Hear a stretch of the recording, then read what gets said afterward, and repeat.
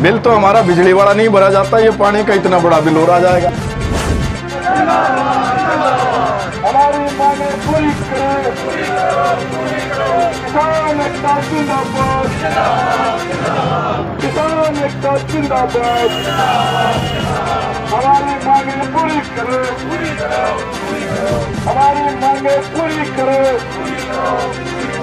शहरों में पानी दो,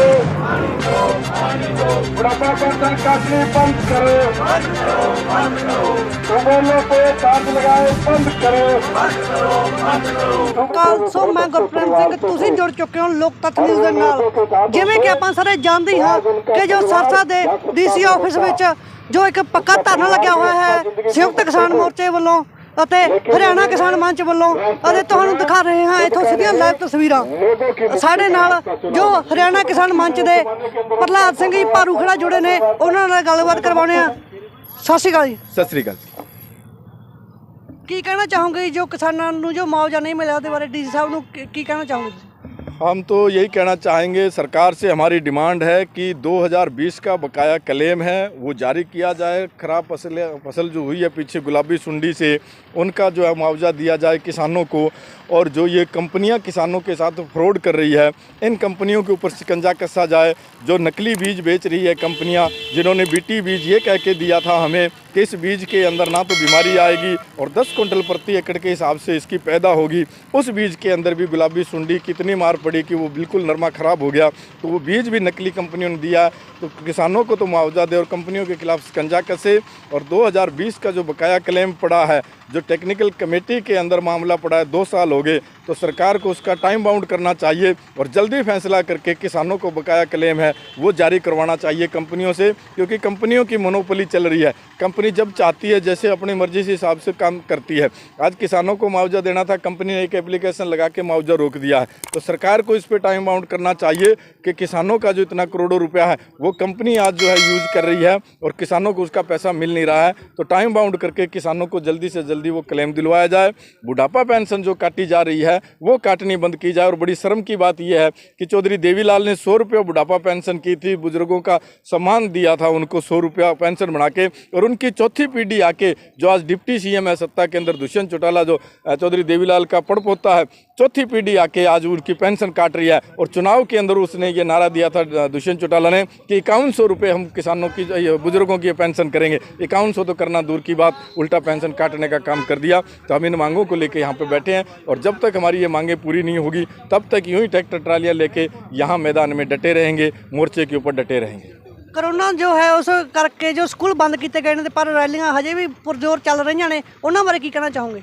बिल्कुल, उसमें हमारी भी मांग है ये कि सारे स्कूल खोले जाएं। उसमें हमने लिख भी रखा है और डीसी साहब को दिया भी है कि इस कोरोना की आड़ के अंदर जो है पढ़ाई हमारे बच्चों की प्रभावित हो रही है। दूसरी तरफ आप लाखों की रैलियां हो रही है, रोज़ नेता रैलियां कर रहे हैं, प्रोग्राम कर रहे हैं, कार्यक्रम कर रहे हैं। उनके लिए कोरोना कुछ नहीं है, लेकिन बच्चे स्कूल में जाते हैं तब ये कोरोना का बहाना करके स्कूल बंद कर दिए हैं। तो इससे जो बच्चों की पढ़ाई ख़राब हो रही है वो स्कूल जल्दी जल्दी खोले जाएँ। ਸਤਿ ਸ਼੍ਰੀ ਅਕਾਲ ਜੀ। ਸਤਿ ਸ੍ਰੀ ਅਕਾਲ ਜੀ। ਤੁਸੀਂ ਕਿੰਨੇ ਟਾਈਮ ਤੋਂ ਇੱਥੇ ਬੈਠੇ ਹੋ ਤੇ ਤੁਹਾਨੂੰ ਕੋਈ ਦਿੱਕਤਾਂ ਆ ਰਹੀਆਂ ਨੇ? ਜੋ ਅਗਰ ਮੇਰੀ ਗੱਲ ਕਰ ਲਈ ਜਾਵੇ, ਜਦੋਂ ਪਿਛਲੇ ਸਾਲ ਸਰਕਾਰ 2020 ਦੇ ਵਿੱਚ 3 ਕਾਲੇ ਕਾਨੂੰਨ ਲੈ ਕੇ ਆਈ ਸੀ, ਉਸ ਤੋਂ ਲੈ ਕੇ ਲਗਾਤਾਰ ਮੈਂ ਅੰਦੋਲਨ ਦੇ ਵਿੱਚ ਡਟਿਆ ਰਿਹਾ। ਦਿਨ ਰਾਤ ਅਸੀਂ ਜਦੋਂ ਪੱਕਾ ਮੋਰਚਾ ਲਾਇਆ ਸੀ ਉਹਦੇ ਵਿੱਚ ਵੀ ਡਟੇ ਰਹੇ ਹਾਂ। ਉਸ ਤੋਂ ਬਾਅਦ ਅਸੀਂ ਦਿੱਲੀ ਨੂੰ ਕੂਚ ਕੀਤਾ, ਪਿੰਡਾਂ ਦੇ ਵਿੱਚ ਜਾ ਕੇ ਸਾਥੀਆਂ ਨੂੰ ਲਾਮਬੰਦ ਕੀਤਾ, ਇਕੱਠੇ ਕਰਕੇ ਦਿੱਲੀ ਦੇ ਬਾਰਡਰਾਂ 'ਤੇ ਲੈ ਕੇ ਗਏ। ਉੱਥੇ ਲਗਾਤਾਰ ਦਿਨ ਰਾਤ ਉੱਥੇ ਵੀ ਰਹੇ ਹਾਂ। ਉਸ ਤੋਂ ਬਾਅਦ ਵਾਰ-ਵਾਰ ਜਿੱਥੇ ਬੀਜੇਪੀ ਦੇ ਲੀਡਰ ਸਾਡੇ ਨਾਲ ਘਟੀਆ ਹਰਕਤਾਂ ਕਰਨ ਦੀ ਕੋਸ਼ਿਸ਼ ਕਰਦੇ ਸੀਗੇ, ਤੰਗ ਪਰੇਸ਼ਾਨ ਕਰਨ ਦੀ ਕੋਸ਼ਿਸ਼ ਕਰਦੇ ਸੀ, ਔਰ ਇਹਨਾਂ ਦਾ ਪੂਰਨ ਤੌਰ 'ਤੇ ਵਿਰੋਧ ਹੋਇਆ ਹੋਇਆ ਸੀਗਾ। ਸੰਯੁਕਤ ਮੋਰਚੇ ਵੱਲੋਂ ਕੋਲ ਸੀ ਇਹਨਾਂ ਨੂੰ ਕਾਲੇ ਝੰਡੇ ਦਿਖਾਉਣੇ ਆ, ਉੱਥੇ ਇਹ ਦੰਗੇ ਫਸਾਦ ਕਰਵਾਉਣ ਦੀ ਕੋਸ਼ਿਸ਼ ਕਰਦੇ, ਉਸ ਜਗ੍ਹਾ ਦੇ ਵਿੱਚ ਵੀ ਅਸੀਂ ਡਟੇ ਰਹੇ ਹਾਂ। ਉਸ ਤੋਂ ਬਾਅਦ ਫਿਰ ਅਸੀਂ ਅੰਦੋਲਨ ਜਿੱਤ ਕੇ ਜਦੋਂ ਵਾਪਸ ਆਏ ਹਾਂ, ਵਾਪਸ ਆਉਣ ਤੋਂ ਬਾਅਦ ਉਹ ਜਿਹੜਾ ਅੰਦੋਲਨ ਸੀ ਸਾਡਾ, ਜਿਹੜੇ 3 ਕਾਲੇ ਕਾਨੂੰਨ ਲੈ ਕੇ ਆਏ ਸੀ, ਉਹ ਸਿਰਫ ਜੋ ਸਰਕਾਰ ਸਾਡੇ 'ਤੇ ਥੋਪਣਾ ਚਾਹੁੰਦੀ ਸੀ ਉਹ ਵਾਪਸ ਕਰਵਾਏ ਸੀ। ਅਤੇ ਲੇਕਿਨ ਸਾਡੀਆਂ ਮੰਗਾਂ ਜਿਹੜੀਆਂ ਪਿਛਲੇ ਡੈਕੇਡ ਤੋਂ ਆਪਾਂ ਕਹਿ ਸਕਦੇ ਉਸ ਤੋਂ ਵੀ ਪਿੱਛੋਂ ਤੋਂ ਚੱਲਦੀਆਂ ਆ ਰਹੀਆਂ ਲਗਾਤਾਰ ਕਿਸਾਨ ਦੀਆਂ ਮੰਗਾਂ, ਉਹਨਾਂ ਨੂੰ ਹਜੇ ਤੱਕ ਇਹਨਾਂ ਨੇ ਸਰਕਾਰ ਨੇ ਪੂਰਨ ਤੌਰ 'ਤੇ ਸਹੂਲਤਾਂ ਨਹੀਂ ਦਿੱਤੀਆਂ। ਉਹਨੂੰ ਲੈ ਕੇ ਹੁਣ ਸਾਡਾ ਜਿਹੜਾ 19-20 ਦਾ ਮੁਆਵਜ਼ਾ ਖੜਿਆ ਹੋਇਆ ਸੀਗਾ, ਬੀਮਾ ਜਿਹੜਾ ਕਲੇਮ ਖੜਿਆ ਹੋਇਆ ਸੀਗਾ, ਉਹਨੂੰ ਇਹਨਾਂ ਨੇ ਕਹਿ ਤਾ ਵੀ ਟੈਕਨੀਕਲ ਟੀਮ ਦੇ ਕਰਕੇ ਹਜੇ ਪ੍ਰੋਸੈਸ ਦੇ ਵਿੱਚ ਕਮੇਟੀ ਬਿਠਾਈ ਆ ਉਹ ਕਲੇਮ ਦੇ ਵਾਸਤੇ, ਔਰ ਜਿਹੜੇ ਗੁਲਾਬੀ ਸੁੰਡੀ ਪੈਣ ਕਰਕੇ ਭਾਰੀ ਨੁਕਸਾਨ ਹੋਇਆ ਕਿਸਾਨਾਂ ਦਾ। ਜਿਹੜੇ ਗਰੀਬ ਕਿਸਾਨ ਆ, ਜਿਹੜਾ 3-4 ਕਿੱਲਿਆਂ ਦਾ ਜਾਂ ਉਸ ਤੋਂ ਘੱਟ ਕਿੱਲਿਆਂ ਦਾ, ਉਹਦਾ ਤਾਂ ਗੁਜ਼ਾਰਾ ਚੱਲਣਾ ਮੁਸ਼ਕਿਲ ਹੋਇਆ ਪਿਆ।